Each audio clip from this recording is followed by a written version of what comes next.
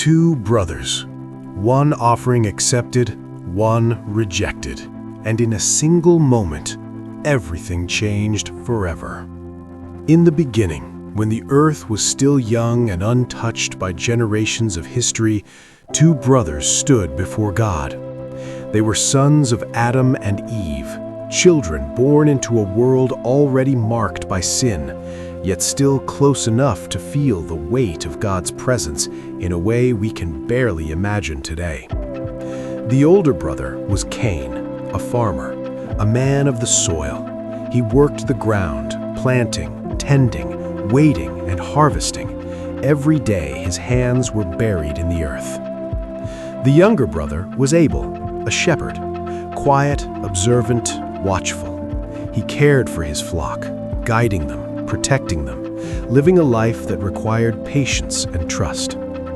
Two brothers, two lives, two offerings, and one decision that would echo through history. One day, the time came for both men to present offerings to God. Cain brought the fruit of the ground, what he had grown with his own hands. Abel brought the firstborn of his flock, the very best he had, the fat portions set aside with care. At first glance, both offerings seemed acceptable. Both men gave something, both acknowledged God.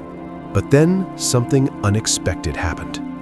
Genesis 4:4-5 says, "And the Lord had respect unto Abel and to his offering, but to Cain and to his offering he had not respect." Pause for a moment. Why? Why would God accept one and reject the other? The Bible doesn't just focus on what they gave, but how they gave it. Abel brought his firstborn, his best, his sacrifice, his faith. Cain, on the other hand, brought an offering, but not necessarily his best. And in that quiet difference, something dangerous began to grow. Cain saw it. He felt it. Rejection. Not loud, not explosive, but deep, personal, painful. The Bible says, "And Cain was very wroth, and his countenance fell." Genesis 4:5. His face changed, his heart shifted. What started as disappointment slowly began to turn into something darker: jealousy, bitterness, anger.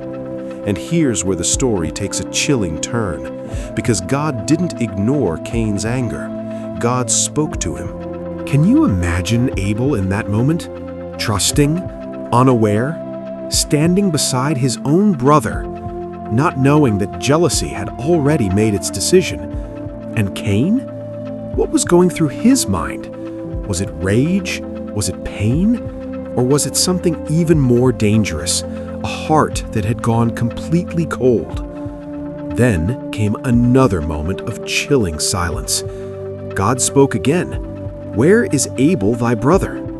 But this time, Cain answered differently.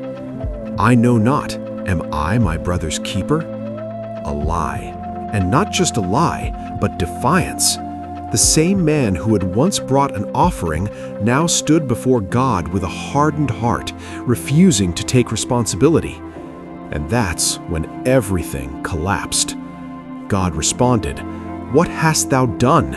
The voice of thy brother's blood crieth unto me from the ground." Let that sink in. Abel's blood was crying out. Not just spilled, not just gone, but calling for justice. Cain's punishment came swiftly. "And now art thou cursed from the earth. When thou tillest the ground, it shall not henceforth yield unto thee her strength. A fugitive and a vagabond shalt thou be in the earth." The very ground Cain once worked would now turn against him. The place of his identity became part of his punishment. He would wander, restless, marked by what he had done. But even here, there's something unexpected. Cain cried out, "My punishment is greater than I can bear." And yet, God still showed mercy. Instead of ending his life, God placed a mark on Cain, a sign that no one should kill him. Even after murder, even after defiance, God still restrained judgment. Now, pause here. because this is where the story becomes more than history. This is where it becomes personal. Cain didn't wake up one day and decide to commit murder.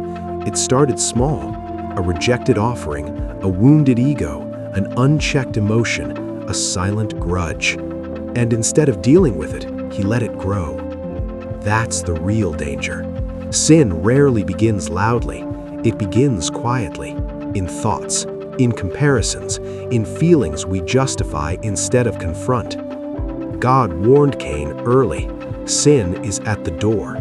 Not inside yet, not in control yet, just waiting. And that's the lesson. You don't fall in a moment. You fall in stages, step by step, thought by thought, choice by choice, until one day you cross a line you never thought you would. Cain's and Abel's story is not just about murder.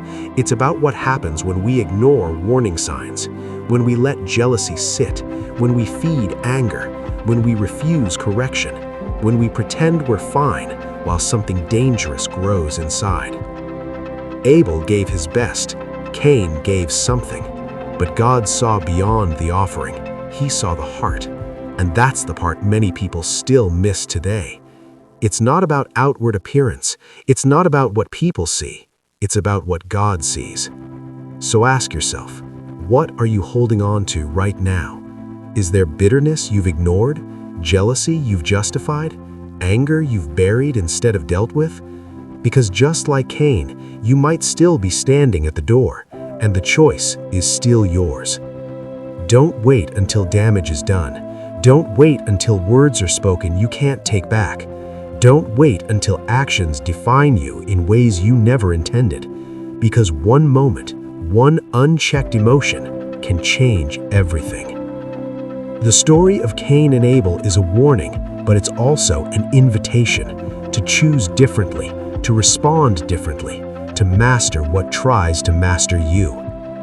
And here's the truth: God still speaks before the fall.